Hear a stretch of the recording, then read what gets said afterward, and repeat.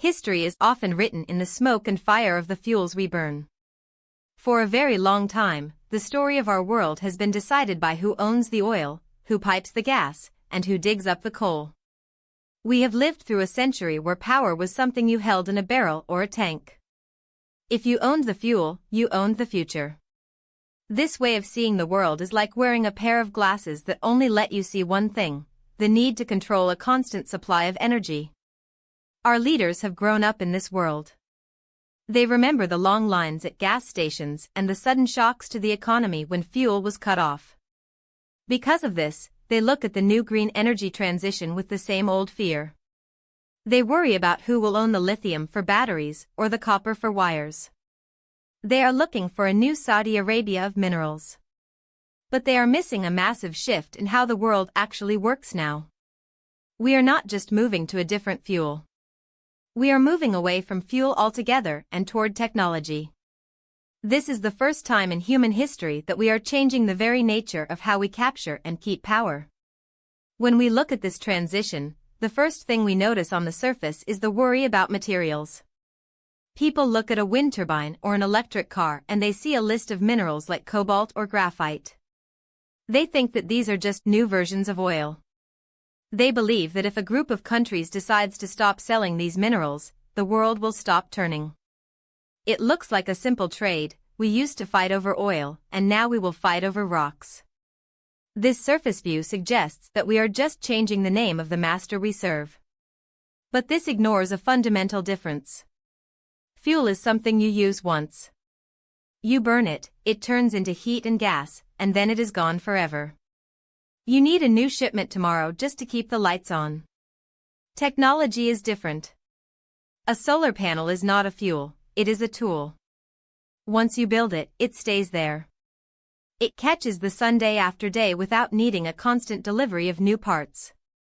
If someone stops selling you the materials to build a new panel, your old panels do not stop working. The lights stay on. This is a massive shift from a world of constant need to a world of lasting tools. Behind this shift is a hidden assumption that we often fail to challenge. We assume that because minerals come from the ground, they must follow the same rules as oil. We think that scarcity is the natural state of things. We have been taught that there is only so much of everything to go around.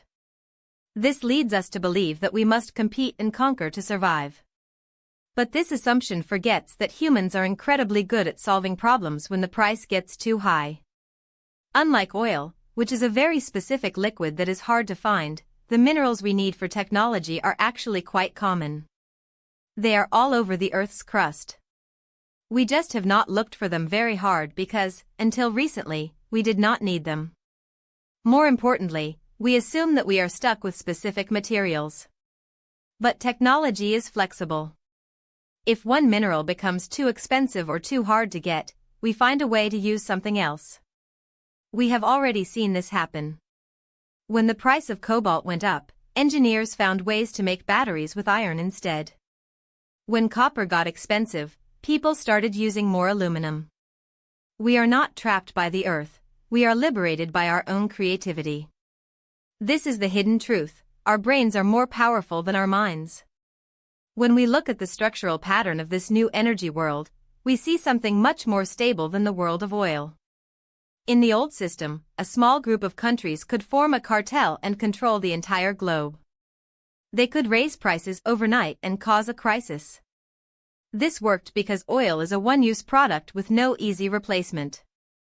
But in a technology-based world, cartels fail. They have failed many times in the past when people tried to control copper or other metals. The pattern of technology is circular and abundant.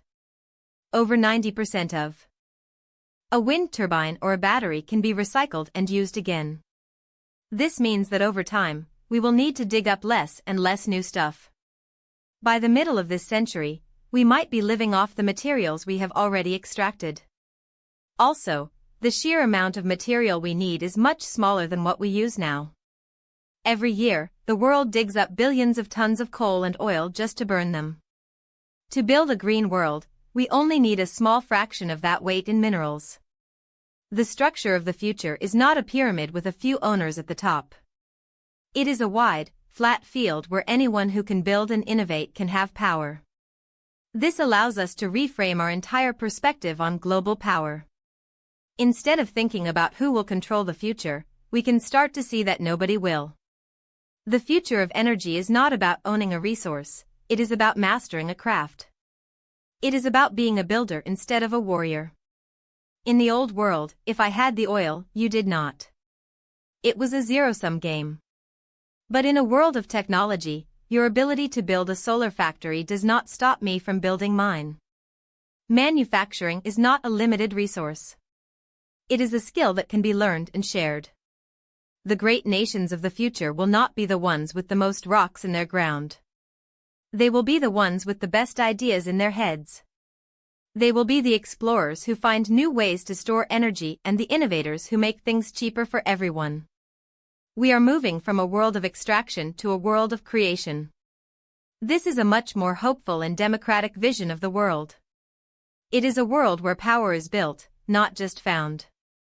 We can see this pattern in our daily lives as well. Think about the transition from old light bulbs to LED bulbs. The old bulbs were like a fuel-based system. They broke often, they wasted energy as heat, and you had to keep buying new ones. The LED is a technology. It lasts for years and uses a tiny amount of power. Once you install it, you stop thinking about it. This same shift is happening at a massive scale across the whole planet. We are moving from things that are fragile and expensive to things that are robust and efficient. In our own homes, we can choose to invest in technology that makes us more independent. Whether it is a better battery for a phone or a smart thermostat, we are moving toward a life where we use our resources more wisely. We are learning to value things that can be reused and recycled. This teaches us a lesson about resilience. In a world of uncertainty, the best way to be safe is not to have a big stockpile of fuel, but to have the tools and the knowledge to provide for yourself.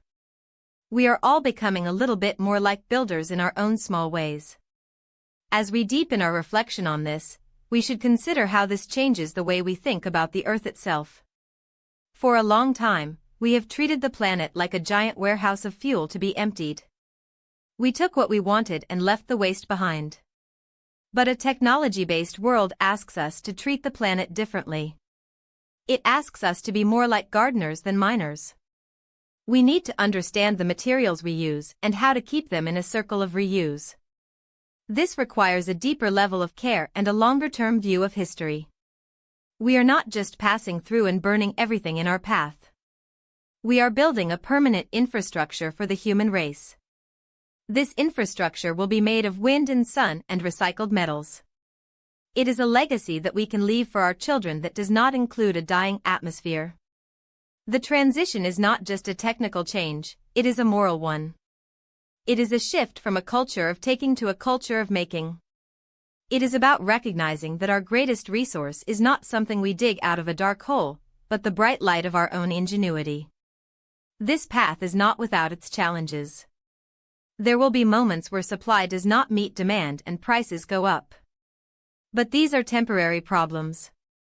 They are the growing pains of a new system that is fundamentally more fair and more abundant than the one we are leaving behind. We are standing at the edge of a world where energy can be as free as the air and as common as the sunlight. This is a world where every community, from a small town in Madagascar to a big city in Europe, can have its own reliable source of power. It is a world where we can finally stop fighting over what is under our feet and start looking up at what is above our heads.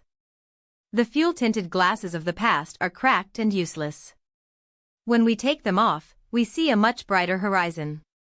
The future of energy is not a secret to be guarded by a few. It is a gift to be shared by everyone. It is a future that we build together, one turbine and one solar panel at a time. We are moving from a history of conflict to a future of collaboration. This is the real promise of the technology age. It is the promise of a shared world where everyone has enough. In this new world, the only thing that limits us is the speed of our own imagination.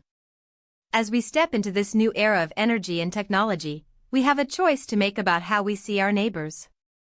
If the power of the future is something we build together rather than something we take from each other, how will that change the way we treat the people on the other side of the border?